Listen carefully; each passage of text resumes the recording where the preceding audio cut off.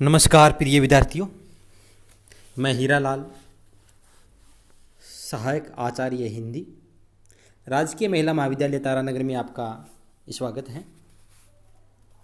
आज हम स्नातक प्रथम वर्ष विषय हिंदी में मीराबाई की मीरा पदावली के बारे में अध्ययन करेंगे, जिसमें सर्वप्रथम लिखा है, मन रे परस हरि के चरण। प्रस्तुत पद मीरा की पदावली से उद्धृत है। कृष्ण की भक्ति करने वाली मीराबाई ने यहाँ प्रभु के चरणों की भक्ति के प्रताप के बारे में वर्णन किया गया है। हरिचरण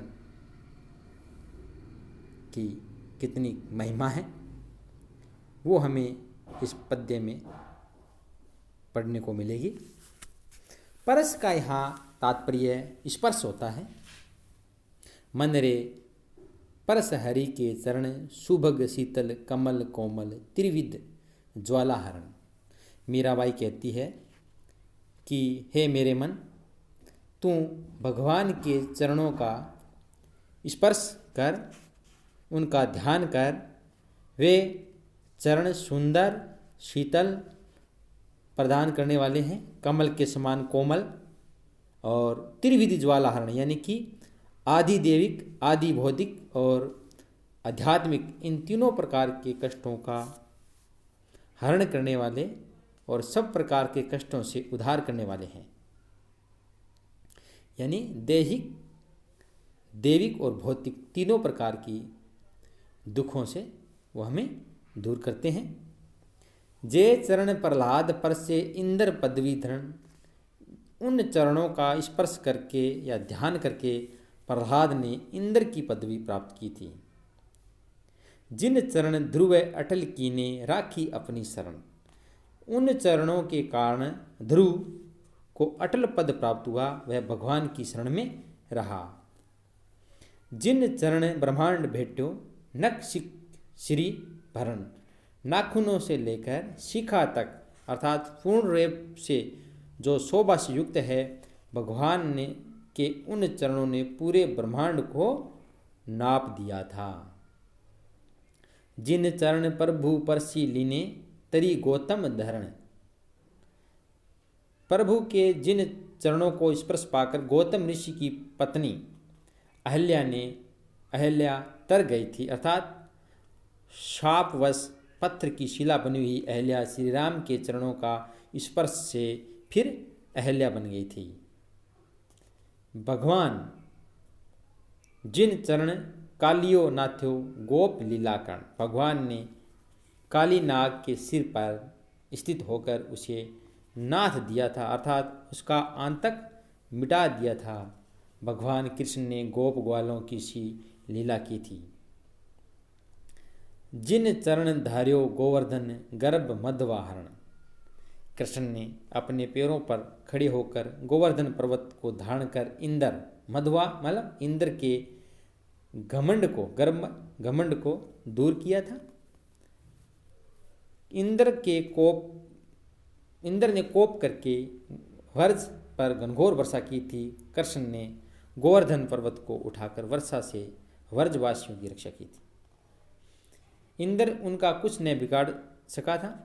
दासी मीरा लाल गिरधर अगम तारण तरण। मीरा कहती है, मैं श्री कृष्ण की दासी हूँ तथा अगम्य चरण संसार से सभी का उद्धार करने वाले हैं। यानी भगवान श्री कृष्ण के जो चरण हैं वो संसार के सभी का उद्धार करने वाले हैं। इसमें कठिन शब्दार्थों में परस माने स्पर्श होता है, सुभग माने होता है सुंदर, त्रिविध माने है तीन प्रकार के, जैसे दैहिक, देविक और भौतिक। हरण माने हरने वाला, नख माने नाखून, काली ही माने काली नाग को, गर्भ माने घमंड और मध्वा माने होता है इंद्र, और धरण माने धारण करने वाला, और घरण माने स्त्री या घर की महिला। मीराबाई कृष्ण की अन्य भक्त थी। मीरा को विश्वास था कि भगवान के चरणों में मन लगाने सारे कष्ट दूर होते हैं। भगवान के चरणों की बड़ी महिमा है। मीरा ने भक्ति करके लाभ प्राप्त करने वाले अनेक उदाहरण दिए। अगले दोहे में लिखा है, बसो मेरे नैनन में नंदलाल। मीरा कहती है कि हे नंदलाल, आप सदा मेरे नेत्रों में बसे रहें। मोहनी मूर्ति सांवरी सुरती नैना बने विशाल। मीरा कृष्ण के जिस स्वरूप को निरंतर ध्यान में रखती है उसका वर्णन करती हुई कहती है कि आप सांवले रंग के और मन को मोहने वाले हैं। आपके नेत्र विशाल हैं। मोहनी मूर्त सांवरी सुरत नैना बने विशाल। अदर सुधारस मुरली राजती। आपके होठों पर अमृत की वर्षा करने वाली मुरली सुशोभित रहती है। उर वैजयंती माल और उर यानी गले, आपके गले में वैजयंती माला विराजमान रहती है। क्षुद्र घंटी का कटी तट शोभित। आपकी कमर पर छोटी घंटी विद्यमान रहती है। नुपुर शब्द रसाल। और आपके पैरों में मीठी ध्वनि उत्पन्न करने वाले नुपुर यानी घुंघरू रहते हैं। मीरा के प्रभु संतन सुखदाई भगत बत्सल गोपाल। और आप संतों को सुख देने वाले और भक्तों पर स्नेह रखने वाले हैं। आप मेरी प्रार्थना भी स्वीकार कीजिए। इसमें मीरा ने कृष्ण के प्रति भक्ति व्यक्त की है। इसमें अनुप्रास अलंकार है। पद की गयता है वो मधुर है। अगले में कहा है, तनक हरि चितवो जी मोरी और हम चितवत तुम चितवत नाही दिल के बड़े कठोर। मीरा भगवान से कृपा दृष्टि डालने के लिए प्रार्थना कर रही है। तनक माने होता है थोड़ी सी, चितवो मतलब देखो। मीरा कहती है कि हे हरि, आप थोड़ी मेरी ओर देखिए। मैं तुम्हारी ओर दृष्टि लगाए रहती हूँ और तुम मेरी ओर देखते ही नहीं। यानी आप दिल के कठोर हृदय वाले हो। तनक हरि चितवो जी मोरी ओर हम चितवत तुम चितवत नाही दिल के बड़े कठोर। मारी आशा चितवनी तुमरी और न दूजी दौर। मेरी एक ही इच्छा है और कोई दूसरी इच्छा नहीं, और वह यह है कि मेरे भीतर आपके प्राप्त होने की आशा बनी रहे। दर्शन की आशा से मैं आपका ध्यान करती रहूं और आप मेरी ओर देख लें। हाँ, तुम से हमको कब्रें मिलोगी हम सी लाख करोड़। मीरा कहती कि हमारे लिए तो आप बड़ी साधना से प्राप्त हो सकती हैं और आपके समान तो एक आप ही है, किंतु हम जैसी आपके लिए लाखों करोड़ हैं।